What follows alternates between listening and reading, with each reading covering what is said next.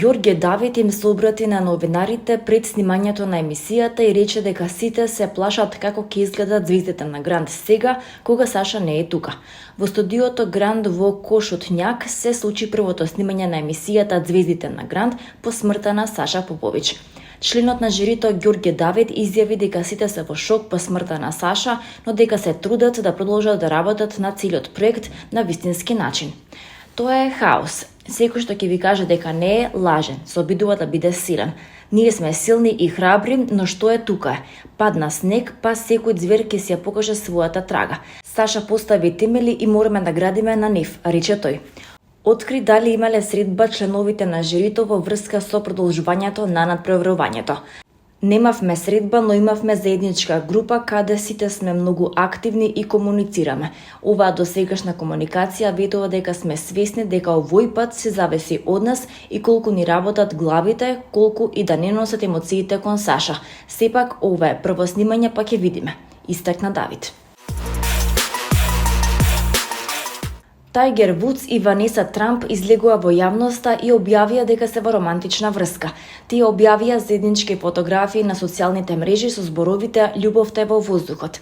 Медиумите веќе неколку дена шпекулираат за нивната врска, а Вудс сега објави две фотографии на мрежата X на кои се гушка со Ванеса.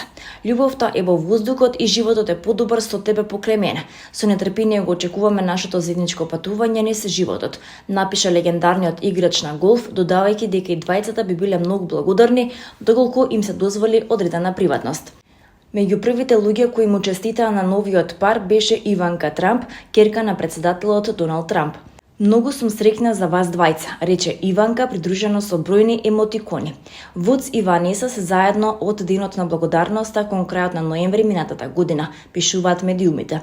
Двајцата живеат во Флорида на околу 20 минути во богатиот град Палм Бич на југот на полуостровот.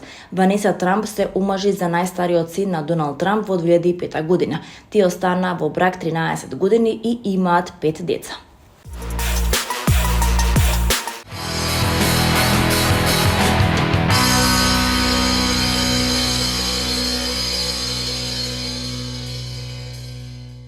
На 26 март со почеток од 13 часот во концертната сала на Факултетот за музичка уметност во Скопје ќе се одржи комеморација во чест на прирано починатата Сара Пројковска-Николовска, која го загуби животот во пожарот во дискотеката во Кочани.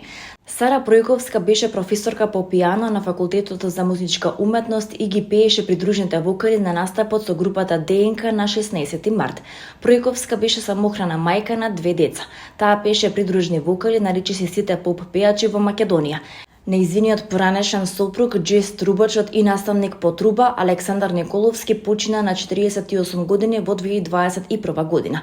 Нејзините пријатели и соработници ја опишуваат како многу позитивна личност, секогаш подготвена да помогне и со која им било чест да се познаваат и дружат во текот на годините. Таа е погребана на гробиштата во Лисича.